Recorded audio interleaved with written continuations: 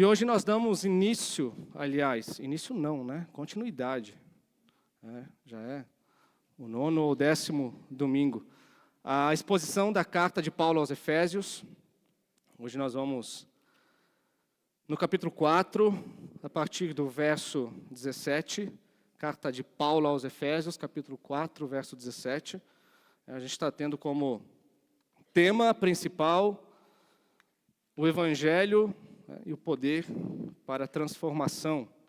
O Evangelho e o poder para a transformação. Meus irmãos, é sempre um privilégio, uma alegria poder pregar a palavra de Deus.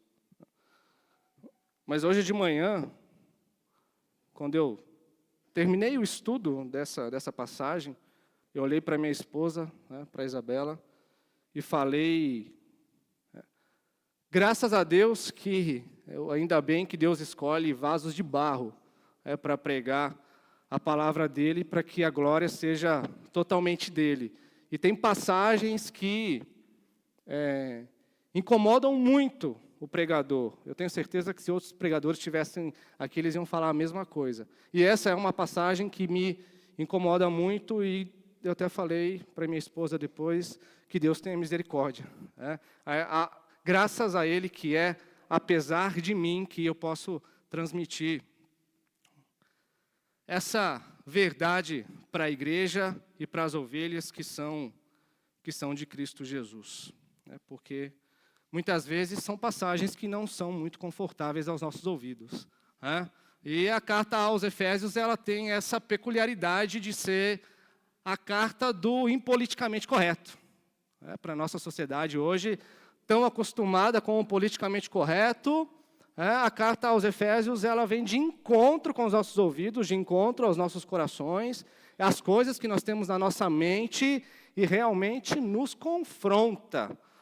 Porque, como eu gosto de dizer, essa carta ela é o escrito mais sublime do apóstolo Paulo, onde ele nos coloca diante da santidade de Deus, diante do trono de Deus, de joelhos, diante daquilo que Ele é e nos dando a possibilidade de ver a nossa miséria, a nossa realidade de pecadores e do quanto nós somos dependentes, inteiramente dependentes dessa graça de Deus que nós acabamos de cantar nesse último cântico.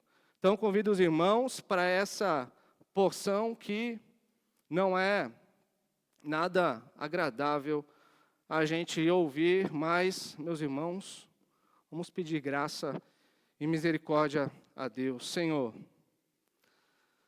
é a Tua palavra, Pai, e nós colocamos aquilo que nós somos diante de Ti, nós colocamos o nosso coração, a nossa mente, o nosso ser diante de Ti, ó Pai, e não temos nenhuma oração a mais, talvez, Senhor, a fazer essa noite, a não ser a oração do salmista, Pai. Que nós possamos guardar a Tua palavra no mais íntimo do nosso coração para não pecar contra Ti, para viver em santidade, para viver para a Tua glória, para viver, ó Deus, exaltando a Tua majestade em nossas vidas. E essa é a Tua verdade, ó Pai. Então, Deus, não nos deixe, Pai, sair daqui com menos do que um coração quebrantado, com menos do que um espírito inabalável diante do Senhor. Pai, no nome de Jesus. Amém. Efésios, então, capítulo 4, verso 17, nós vamos lendo, à medida que nós vamos avançando, a gente vai lendo os versículos. Paulo, então, começa: Isto, portanto, digo e no Senhor testifico, que não mais andeis como também andam os gentios na vaidade dos seus próprios pensamentos. Verso 17 inicia: Isto, portanto. Paulo está fazendo uma conexão com aquilo que ele veio dizendo antes. Lá no começo do capítulo 4, quando ele começa a falar sobre a unidade da fé, a maturidade da igreja, ou seja, isto, portanto, vivendo como igreja que realiza a edificação do corpo de Cristo, vivendo como igreja que caminha em prol da maturidade de cada cristão no corpo de Cristo, desenvolvendo cada vez mais um conhecimento cada vez mais apurado, cada vez mais excelente sobre a pessoa de Jesus Cristo, sobre a sua verdade, sobre a sua palavra, sobre aquilo que Ele transmite para a gente através dos escritos que nós temos hoje. Seguindo a verdade em amor, buscando maturidade, como Ele vai dizer, não andeis mais como crianças, levados por todo vento de doutrina, deixando-se levar por tudo aquilo que tem a capacidade de seduzir o nosso coração, de seduzir a nossa mente. Não andem como crianças, mas procurem a maturidade. Isto, portanto, Paulo continua, digo, e no Senhor testifico. No Senhor testifico, no Senhor eu insisto. Paulo chama agora aqui o próprio Deus como testemunho daquilo que ele está dizendo, como testemunho daquilo que ele está escrevendo, e é a forma como ele espera que os efésios, ao lerem essa carta, depositem o seu coração nessa verdade. E eu gostaria, meus irmãos, que nós depositássemos o nosso coração nessa verdade. Deus é testemunha de todas as verdades que nós já ouvimos durante o nosso tempo de cristão. Deus é testemunha das verdades que nós estaremos ouvindo essa noite a respeito da palavra de Deus. Isso eu insisto no Senhor, diz Paulo. No Senhor eu testifico, como um apóstolo de Cristo, como aquele que recebeu toda a autoridade de Jesus Cristo para pregar a sua palavra com a sua autoridade, fundamentando a igreja de Cristo com aquilo que o próprio Jesus já havia nos passado ou nos passou. Então, Paulo está dizendo, fiquem atentos, porque Deus é testemunha de tudo aquilo que eu estou escrevendo para vocês, Efésios, e para a gente essa noite. E aí ele continua, não vivam mais como os gentios na vaidade de seus pensamentos. Agora Paulo está fazendo uma contradição, ele está fazendo uma separação entre o povo gentil, entre o povo cristão. Ou seja, gentil, todo aquele que não crê em Cristo, todo aquele que não tem a sua salvação depositada em Cristo. O cristão, aquele que nasceu, aquele que é convertido, aquele que é regenerado, que nasceu de novo em Jesus. Ou seja, o cristão não é apenas aquele que entende de mente o amor de Deus em Cristo Jesus, mas é aquele que foi transformado por esse amor. É aquele que teve o toque da graça de Deus no coração, que foi regenerado, como a gente diz, ou seja, recebeu uma nova vida em Cristo Jesus. Não entende somente de mente sobre Cristo, mas vive por Cristo, vive para Cristo, vive por meio de Cristo a sua vida. E Paulo diz ainda mais, que não vivam como gentios na vaidade de seus pensamentos. Quando ele diz vaidade de seus pensamentos, Paulo está descrevendo alguém sem entendimento. E é algo curioso, porque é alguém sem entendimento, mas com conhecimento. Alguém que não tem entendimento para a vida, mas que tem conhecimento da ciência, Paulo está dizendo. Ou seja, aquela pessoa que tem muito conhecimento, sabe? Aquela que você admira, que conhece de tudo, que conhece de informática, de tecnologia, que conhece de física, de química, de matemática, que é um empreendedor bem-sucedido na vida, que conquistou as mais altas posições na vida por causa do conhecimento que essa pessoa tem, mas mesmo assim Paulo diz, é uma pessoa que vive na vaidade dos seus pensamentos, tem o conhecimento, mas não tem sabedoria, não sabe fazer escolhas de vida correta, não sabe escolher os caminhos pelo qual anda, não sabe escolher caminhos de paz, caminhos de harmonia com a moral, com a ética, com os valores do reino de Deus, mas vive na vaidade dos seus pensamentos, com muito conhecimento, mas construindo caminhos de morte, e não caminhos de vida, sem sabedoria para escolher os caminhos que o dignificam como ser humano e que não o desvalorizam. Jesus disse, para que, acima de qualquer outra coisa, busquem o reino de Deus e a sua justiça. Mas o pensamento de alguém que é vaidoso, que Paulo está descrevendo aqui, é um pensamento fútil, é soberbo, é preocupado apenas com ele mesmo. O seu pensamento não tem espaço para amar o outro, a não ser, é claro, que o outro tenha algo para oferecer. É um pensamento vaidoso. E o verso 18, Paulo está dizendo, são obscurecidos de entendimento. Paulo está falando dos gentios, ainda. Daqueles que não são cristãos. São obscurecidos de entendimento. É o nosso tempo, meus irmãos. É o século 21. É na sua pós-modernidade.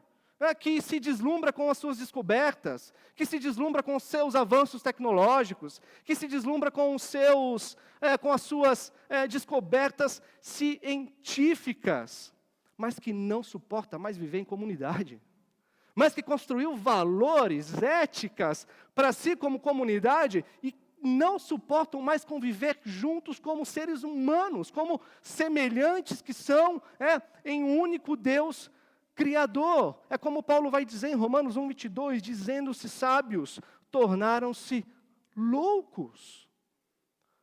As escolhas de nosso tempo têm formado uma sociedade deformada, uma sociedade sem rumo, com muito conhecimento na mente, mas com um coração endurecido, como nós vamos ver, com um coração vazio de qualquer qualidade que humaniza as pessoas, que dignifica o ser humano.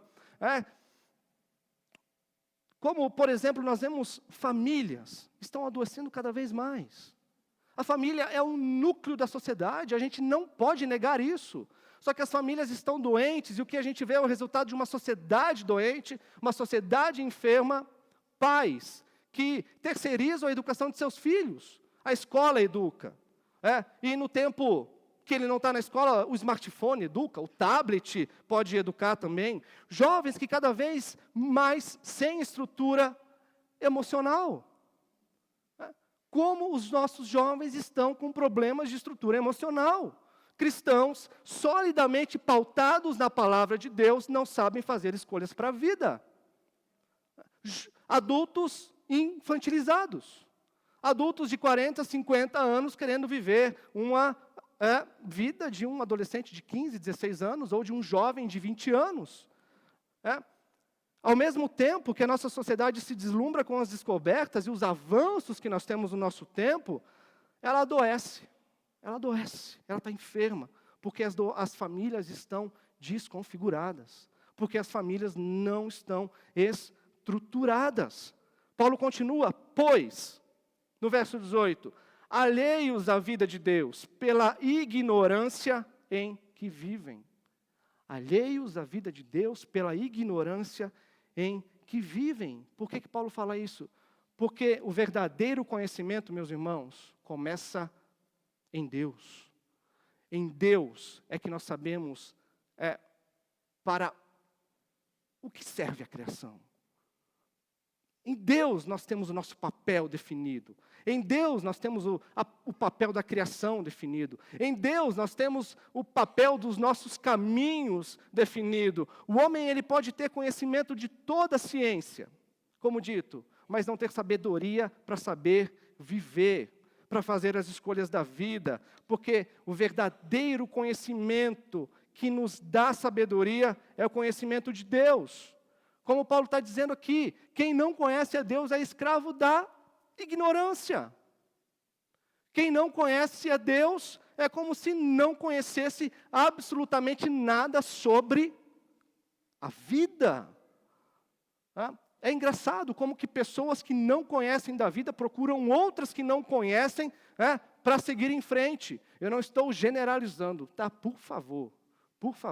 Mas como cresceu o número de coaches, numa forma estarrecedora, assustadora.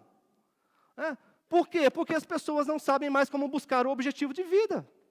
As pessoas não sabem mais como andar na sua vida, quais caminhos escolher na sua vida. Mente gigante, coração pequeno, coração vazio, coração endurecido, que é o que Paulo vai dizer, é que pessoas que estão com o coração endurecido.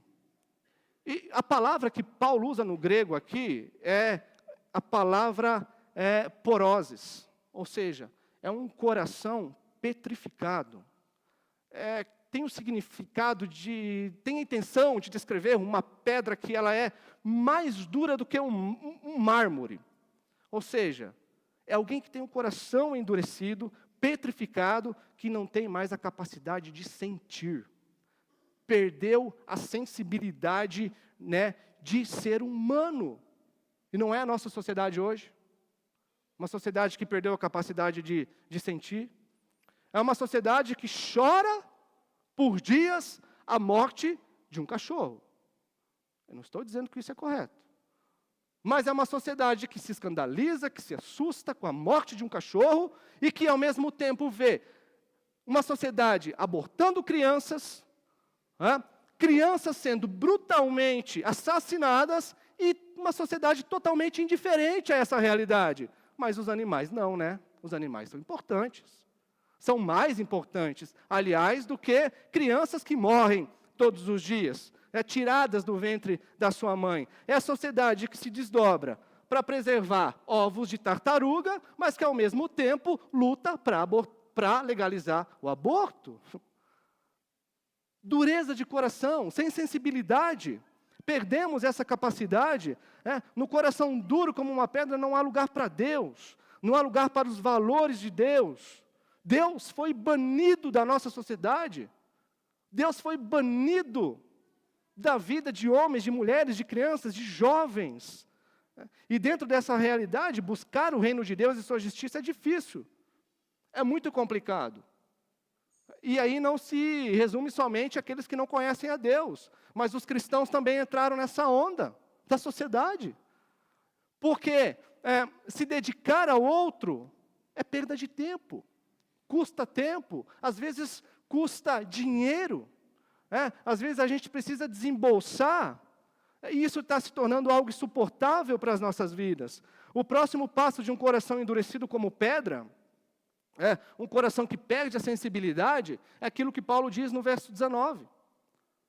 Os quais, tendo se tornado insensíveis, se entregaram à dissolução para com avidez cometerem toda sorte de impureza. Se entregar à dissolução com avidez para cometer toda sorte de impureza. E uma palavra que Paulo usa aqui é azeugeia, do grego, que tem um dos significados mais feios da lista dos pecados do Novo Testamento. É o ser humano que não aceita disciplina. É o ser humano que não aceita o autocontrole, que tem disposição a todo momento para qualquer prazer. É o ser humano que não tem domínio próprio. O homem que, por natureza adâmica, quando ele peca, Adão, onde você estás? Deus no paraíso procurando Adão. Adão, onde você estás? Adão está onde? Escondido, porque ele acabou de pecar. É assim nossa realidade, não é? A gente peca e se esconde de Deus. Mas o homem com azeugeia não se esconde de Deus. Aliás, o homem com azeugeia não se esconde de Deus. Ele peca sem problema algum. Sem controle de decência alguma. É descarado mesmo. Ele perdeu o bom senso. É o ser humano que é controlado o quê? Pela bebida. É o ser humano controlado pelos impulsos sexuais. É o ser humano controlado pelo trabalho, pelo dinheiro. É o ser humano que cria seus ídolos terrenos sem se importar se está perdendo a sua decência, se está perdendo a sua dignidade, se está sendo desvalorizado diante da sociedade. E a outra palavra que Paulo usa aqui no verso 19 é pleonexia, que é outro dos termos terríveis que Paulo usa na lista dos pecados no Novo Testamento. Que é o quê? Que é o homem sem Cristo que faz tudo para realizar os seus desejos. É o desejo ilícito de possuir aquilo que não é dele. É aquilo que pertence ao outro. É o homem usando o outro, se deixando usar para que ele alcance aquilo que ele quer. Não importa como, não importa onde, não importa nada. O que importa é ele chegar aonde ele quer. São os instintos do homem se sobressaindo sobre a sua consciência. é a perda do respeito, é a perda da dignidade do ser humano, é levar a vantagem sempre que possível, é usar da esperteza para se aproveitar do outro. Ou seja, o importante é sempre se sair melhor em qualquer situação. E aí a gente chega no verso 20 e o verso 21, que Paulo agora vai contrastar. Aqui ele falou do homem que não conhece Deus, que não tem Deus na sua vida, não tem Deus no mundo, que não conhece a Cristo. Agora ele vai passar a falar para os efésios, para os cristãos da Evangélica Livre Esperança de Cascavel nessa noite. Paulo vai falar: mas não foi assim que aprendestes a Cristo, se é que de fato tendes ouvido e nele fostes instruído, segundo é a verdade em Jesus. Ou seja, vocês cristãos, vocês foram chamados para viver dessa forma. O chamado de Cristo é um chamado não só para ter conhecimento sobre Ele, mas para viver como Ele, para o imitar, para se parecer, para ter o caráter cada vez mais parecido com o caráter de Cristo. Ou seja, não é um chamado apenas confessional, mas é um chamado para transformação, para santificação, e não é apenas para deixar de fazer coisas ruins. Cristianismo não é isso, não é se afastar das coisas ruins, das coisas más, mas é realizar coisas boas. E nessa direção. Santificação não é apenas ser separado do mundo por Deus, mas não existe santificação apenas deixando de fazer coisas ruins. A santificação ela é completada à medida que você avança para Cristo, à medida que você o conhece, à medida que você se desperta para a sua verdade, para a sua palavra. E como Paulo vai dizer aqui para a gente, Cristo é o conteúdo do ensino. Não só o conteúdo, Ele é um mestre que ensina. Não só o conteúdo e mestre, mas Ele é o ambiente em que nós aprendemos. Porque nele nós fomos instruindo segundo é a verdade em Jesus. Por isso a igreja é chamada por Jesus para ser sal nesse mundo. Porque nós somos chamados por Cristo, aprendemos dele, aprendemos nele. Ele é o ambiente onde todas as coisas acontecem, como se Paulo estivesse dizendo assim. Nós somos como igreja chamados para ser sal nesse mundo. Não apenas luz, mas sal, aquilo que também dá, que preserva a maldade na sociedade. O valor, a ética, a dignidade, o respeito. Preservar. E não falando de moralidade para não cristão. Muitas vezes a gente erra como igreja pregando moralidade para não cristão, ou seja, pregando bom comportamento para não cristão. Vocês já perceberam como que muitas vezes a gente cai por esse caminho? Efésios é muito claro. Aqueles que não estão em Deus estão com a mente obscurecida, com o coração endurecido, sem a possibilidade de sentir a respeito da vida. Como que a gente quer que um bom cristão tenha um comportamento de cristão se não nasceu de novo? É claro que a graça comum na vida de todas as pessoas possibilita que muitos atuem na sociedade muito mais do que os cristãos. Mas a pregação para os não cristãos é arrependimento. Sabe? Arrepende-se, creia em Cristo, veja os seus pecados, caia diante da santidade de Deus, diante da cruz de Deus e veja o que Ele fez por você. Para cristão, não. Para cristão, a gente prega moralidade. Não é muito confortável, não é muito legal, mas essa era uma marca da igreja do primeiro século, por exemplo. Eles pregavam moralidade, porque os cristãos tinham que se distinguir daquela sociedade. Eles tinham que ser mais do que separados por Deus, mais do que santos. Eles tinham que estar em processo de santificação. O cristianismo era uma ilha num mar de paganismo. Então, a marca da pregação do primeiro século era moralidade. Os cristãos ouviam sobre isso. Mas quando nós vamos para a sociedade, não adianta a gente pregar moralidade. Com a nossa vida nós temos que apontar a uma realidade maior, a uma realidade transcendente.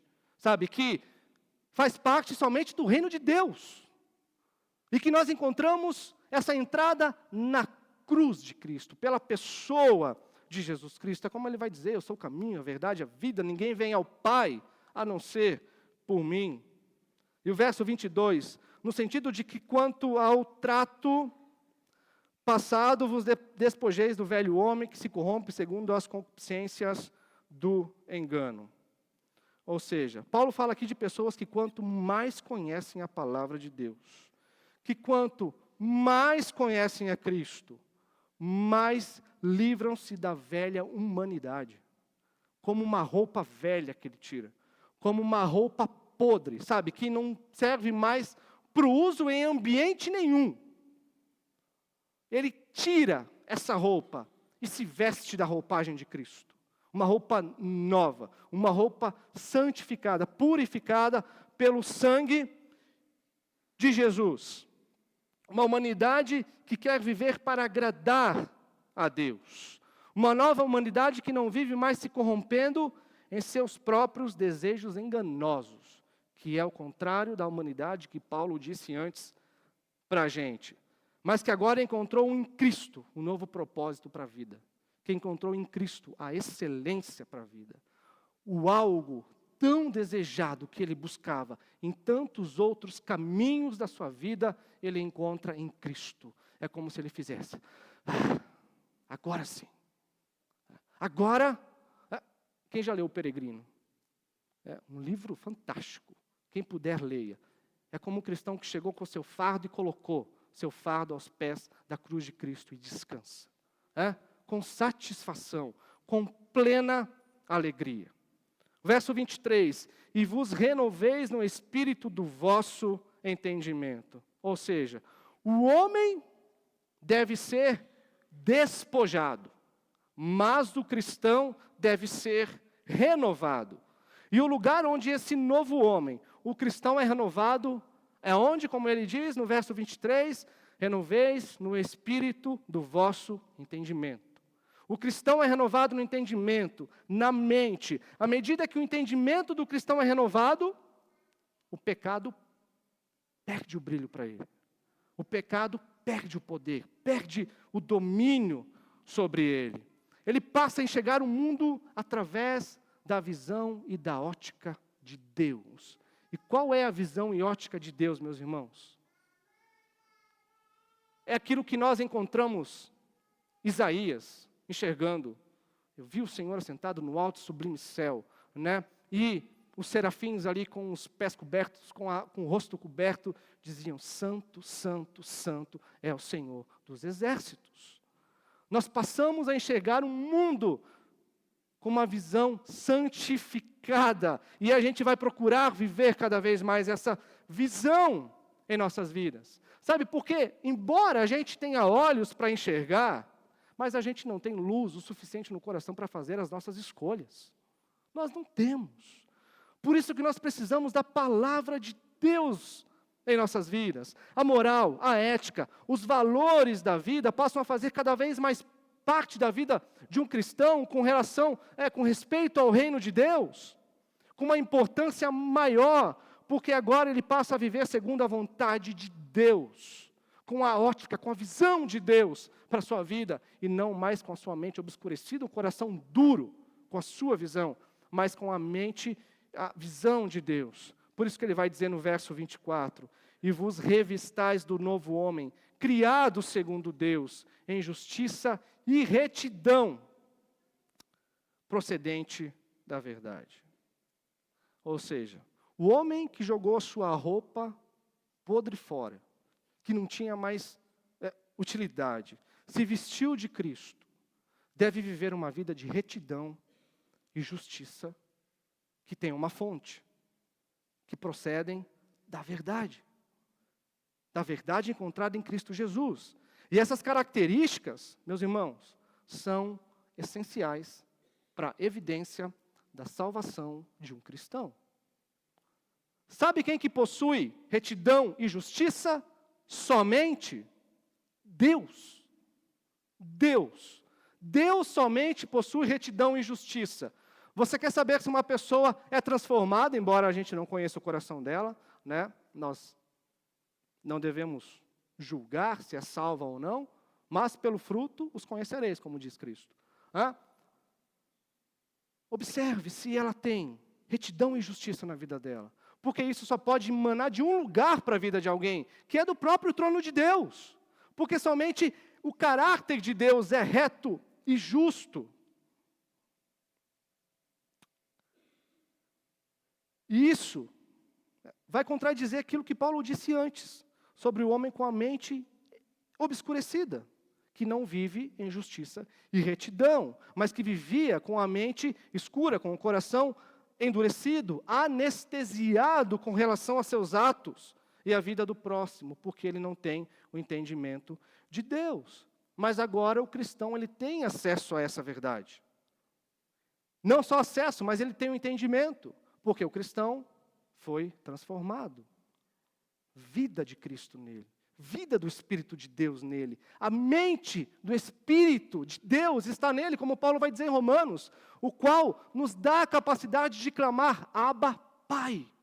De olhar aos céus e ver que nós temos um Pai, ver que temos um Deus que é possuidor, detentor da nossa vida. E o homem deve viver segundo essa verdade. Por isso, como ele vai dizer no verso 25, deixando a mentira, fale cada um a verdade com o seu próximo, porque somos membros uns dos outros. Ou seja, o cristianismo não é por isso que ele vai dizer, por isso. O cristianismo não é só um chamado para a gente pensar de forma correta. Somente um chamado para a gente ter a nossa mente renovada, mas é um chamado para a gente viver bem. Não somente pensar bem, mas viver bem. Porque o comportamento do cristão é sempre o comportamento de alguém que é inteligente, que sabe o que faz e que sabe o porquê que ele faz o que faz. Por isso, como Paulo vai dizer, porque vocês não andam como gentios. Porque não foi assim que vocês aprenderam de Cristo. Porque vocês se revestiram do novo homem. Paulo agora sai desses princípios que ele escreve na carta aos Efésios e entra na prática do dia a dia do cristão.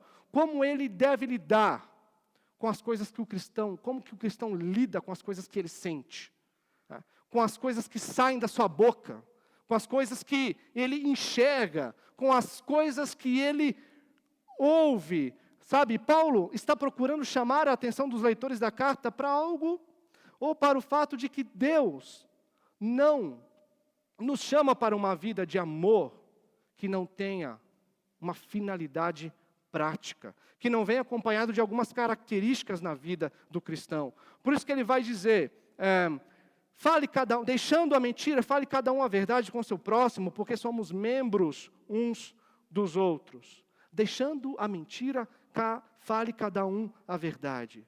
Por quê? O cristianismo não se trata apenas da gente deixar, como dito antes. Não é apenas deixar as coisas ruins, mas fazer o que é bom, sabe? Praticar o bem. O que me faz viver de uma determinada maneira é o Deus que eu conheci através do Evangelho, através da obra assustadora que Ele fez na minha vida. E é essa obra que vai sempre me levar a amar a Deus, a confiar na Sua palavra. E como consequência disso, eu não vou mentir mais. Porque a minha esperança está em Deus, a minha esperança está na Sua palavra. Eu deixo a mentira não porque eu apenas privo o meu semelhante de algo que eu lhe devo, que é a verdade. Se eu minto ao meu semelhante, eu estou defraudando o meu semelhante, porque eu estou privando ele de conhecer a realidade. Mas eu deixo a mentira por algo que é anterior a esse princípio, sabe? Por algo que já aconteceu antes. Eu não minto porque eu não preciso mentir.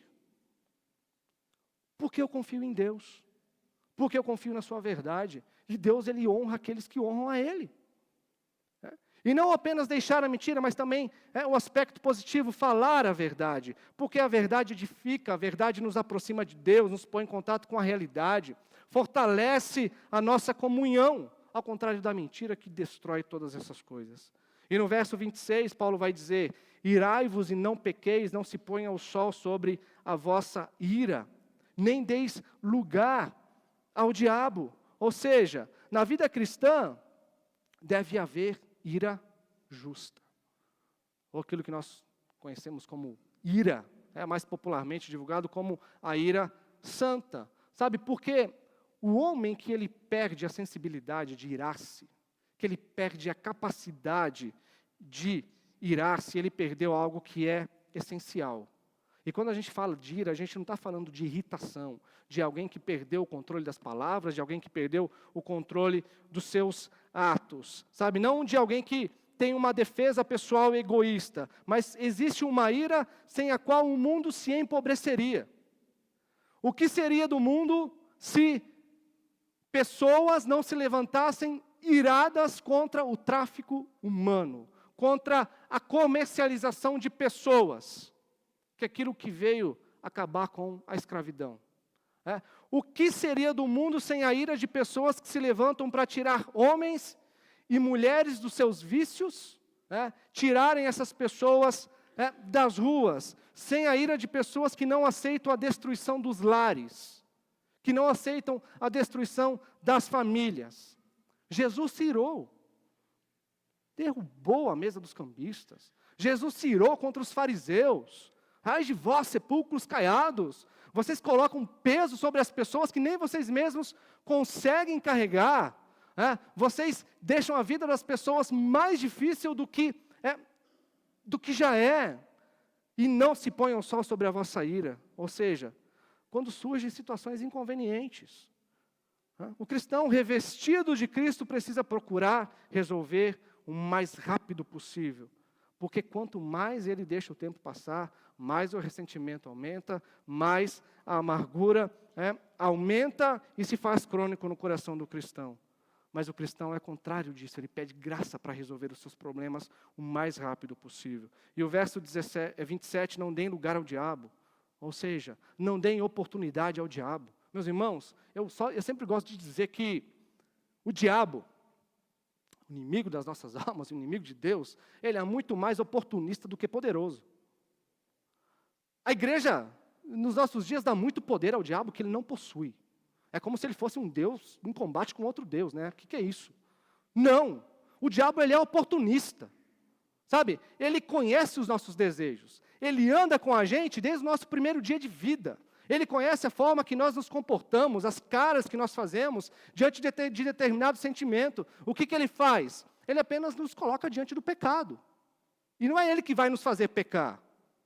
A escolha de pecar é minha, é sua, é de cada um de nós. Então, por isso que o diabo ele é mais oportunista do que poderoso, porque ele simplesmente pega algo que já está no nosso coração e nos aproxima desse algo que vai nos distanciar de Deus. Então, não deem lugar ao diabo. Revestidos de Cristo, como Paulo vai dizer no verso 28, não furtem mais, mas trabalhem com as próprias mãos. E o furto é motivado pelo sentimento de um homem muito egoísta, de uma mulher muito egoísta, de alguém que tem um amor próprio em alta escala. Ou seja, você furta para ter algo que você não tem, pelo simples desejo de ter, e não importa como você vai conseguir.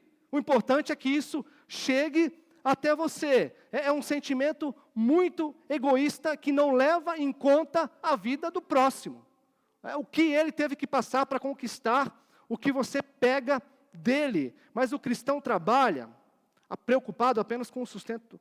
Ou seja, o cristão não trabalha apenas preocupado com o sustento da sua família, como Paulo vai dizer. Não furte mais, mas trabalhe com as mãos, realizando o que é bem. Só que o cristão não trabalha pensando apenas no sustento da sua família, apenas no seu próprio bem. É o contrário de alguém com a mente obscurecida. O cristão trabalha arrecadando recursos como um bom mordomo de Deus, porque não é ele que arrecada, na verdade, é Deus que dá os recursos para ele. O cristão trabalha visando o horizonte. O horizonte de quem? de pessoas necessitadas. O cristão trabalha arrecadando recursos para poder ajudar aqueles que precisam, aqueles que necessitam. Sabe, meus irmãos, talvez se realmente nós tivéssemos a promessa de que Deus multiplicaria os nossos dízimos, não sei, talvez a gente se despertaria mais para essa questão. Porque a questão financeira é uma questão que foi a questão que Jesus mais trabalhou durante o seu ministério. Porque ele sabia que os seus discípulos, onde eles mais iriam cair, é nessa área. Então, talvez se nós como cristãos tivéssemos a promessa de que Deus multiplicaria, triplicaria, quadruplicaria o nosso dízimo, talvez a gente ia fazer filas e filas todos os domingos. Talvez se o dízimo fosse uma bolsa de ações, seria a bolsa mais investida, que iria ter mais investimento em todo o mundo. Mas a gente não tem essa promessa de Deus. Então isso não toca tanto o nosso coração, porque é só um mandamento. A gente vê só como um mandamento, um simples mandamento de Deus. Talvez isso não crie o apelo ao nosso coração. Será que a nossa mente ainda está obscurecida para esse lado? Que Jesus tanto disse aos seus discípulos, tanto disse àqueles que o queriam seguir. Verso 29, não saia da vossa boca nenhuma palavra torpe, e sim unicamente a que for boa para edificação, conforme a necessidade, assim transmita graça aos que ouvem. Ou seja, o cristão que se despiu do velho homem, se revestiu de Cristo, não usa mais palavra torpe. E qual é o significado dessa palavra torpe? No grego. E existe algo aproximado dessa palavra torpe no grego para o português, que é podre, rota, inútil. É uma palavra que surge de uma fonte podre, que transmite uma fruta podre. E as nossas palavras revelam quem nós somos, como Cristo vai dizer. A boca fala, né, daquilo que está cheio o coração. E o interessante é que Paulo não está falando nem de palavrão, mas de palavras que nós falamos que não têm utilidade nenhuma. De coisas que chegam para a gente e a gente passa para frente sem saber se é ou não é. De fatos que chegam para a gente e a gente se escandaliza sem saber se é ou não é. A gente generaliza, pega um ponto específico na vida de uma pessoa e generaliza a vida dela, amaldiçoa a vida dela, sem saber se é tudo isso ou não é. Isso tudo são palavras torpes, que não servem para nada. Em contraste, Paulo vai falar, use palavras unicamente para a edificação do seu irmão, conforme a necessidade. E assim transmita graça aos que ouvem. Ou seja, já pensaram, meus irmãos, como seria diferente, como seria totalmente diferente se nós consagrássemos a nossa boca para abençoar, para edificar, para transmitir palavra de graça para as outras pessoas? Como seria diferente nosso ambiente familiar, talvez? Como seria diferente nosso ambiente de trabalho? Como seria diferente o nosso ambiente num campo de futebol? Porque, às vezes, crente jogando futebol é complicado. Como seria diferente os nossos relacionamentos se nós usássemos a nossa boca para abençoar, para transmitir graça? E a meta aqui não é mostrar conteúdo, não é mostrar sabedoria, esperança, sabe? Verdade que podem ser utilizadas para o nosso amadurecimento. Essa é a meta. É para curar alguém, é para aproximar alguém de Jesus. É algo que vai fazer com que você disse para a pessoa e ela vai voltar para casa pensando naquela verdade que você falou. E aí a gente chega no verso 30. E não entristeçais o Espírito de Deus, no qual fostes selados para o dia da redenção. Talvez a gente pudesse passar uns 2, 3 domingos só nesse versículo. Não entristeçais o Espírito de Deus, no qual vocês foram selados, tiveram a salvação garantida. Por que não entristeçais o Espírito Santo de Deus? Porque o Espírito Santo de Deus é um ser pessoal. É um ser pessoal. É alguém que tem personalidade. Não é uma força. O Espírito Santo não é uma força. Não é um poder. Não é uma energia. Mas é alguém que tem pessoalidade. Por isso, ele pode se entristecer. Porque o cristão, ele deixa a mentira. Porque o cristão não dá lugar ao diabo, não furta, não usa a palavra torpe. Porque o cristão vive uma vida progressiva de abandono do pecado. Por quê? Para não entristecer o Espírito Santo de Deus. Porque quando o cristão peca, ele não peca contra a lei. Ele peca contra o amor. Ele peca contra o seu próximo. Nós temos a falsa ilusão, a falsa sensação de que o pecado atinge só a nós. Gente, nós somos um corpo de Cristo. Quando nós chutamos a ponta da cadeira com o nosso dedinho do pé, todo o nosso corpo sente. É uma das dores mais insuportáveis. O pecado nunca atinge só a mim ou só a você de forma isolada, vai atingir o corpo em alguma magnitude. Entristecer o Espírito Santo, sabe, é como alguém que vai à sua casa e você ignora a presença dessa pessoa. Nós somos a habitação do Espírito Santo. Sabe, é como se ele morasse dentro de nós, ele mora dentro de nós, e a gente ignora a presença desse ser divino. E aí, ele não reage mais às consolações em você. Ele está entristecido. Ele não te consola mais. Sabe? Porque você pecou mesmo sabendo que a presença dele está em você. E como um ser pessoal, ele não fica indiferente a essa realidade. Ele reage. Sabe? Ele não opera mais as consolações em você, sabe? Não é nem que você tenha a oportunidade de pedir perdão, de entrar em arrependimento, mas é que você simplesmente não sente essa necessidade. Porque um dos principais papéis do Espírito Santo em nós, apontar Cristo, é nos levar diariamente a uma vida de arrependimento. Há maior consolação do que essa? De se arrepender e voltar à comunhão com Deus, se arrepender e voltar à comunhão com Deus, se arrepender e ver a santidade de Deus. Não há maior consolação que essa. Esse é o supremo motivo para você não pecar, porque o Espírito Santo não suprima, sabe, da sua vida, as suas doces consolações, mas viva sabendo que você é a habitação do Espírito Santo de Deus. Verso 31 e 32, para a gente concluir. Longe de vós toda amargura e cólera, ira, e gritaria, blasfêmia, bem assim toda malícia. Antes sede uns para com os outros, benignos, compassivos, perdoando-vos uns aos outros, como Deus, em Cristo, vos perdoou. Paulo chega àquilo que é o resumo, a síntese, dos conselhos aos cristãos, revestido de Cristo. Ou seja, ele diz, longe de vós. Longe de vós. Isso é completamente inaceitável na vida de um cristão. Expulsem esses valores, sabe? Vivam longe dessa falta de moralidade, dessa falta de ética, de tudo aquilo que eu já disse nesses versos. É como se Paulo estivesse dizendo isso a esses cristãos. Longe de vocês toda amargura, que é uma pessoa que não tem contentamento na vida, vive amargurada, deprecia tudo, reclama de tudo. Longe de vocês toda cólera, que é uma explosão de raiva, que obscurece o entendimento da pessoa, faz você perder o controle, da fala, da ação. Ou seja, sabe quando você fala, mas eu sou filho de italiano, eu sou filho de português, eu tenho personalidade forte.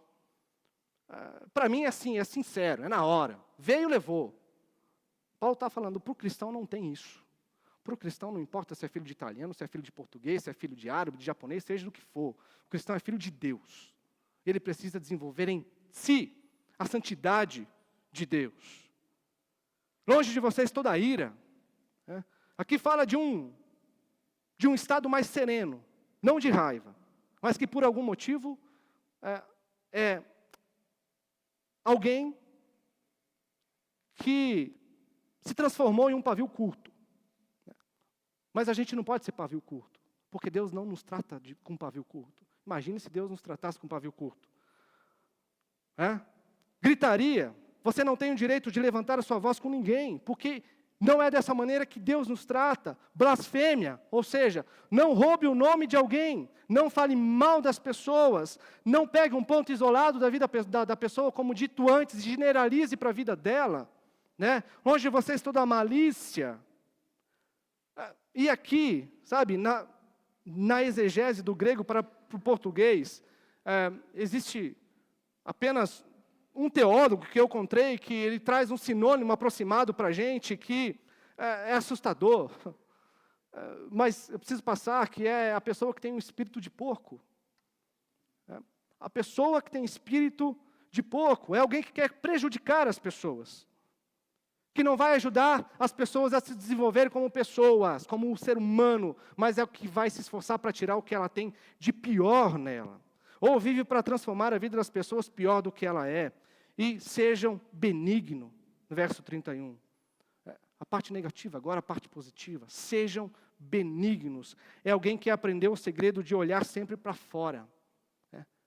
Sempre para fora, não para dentro. Se interessa em promover a bondade.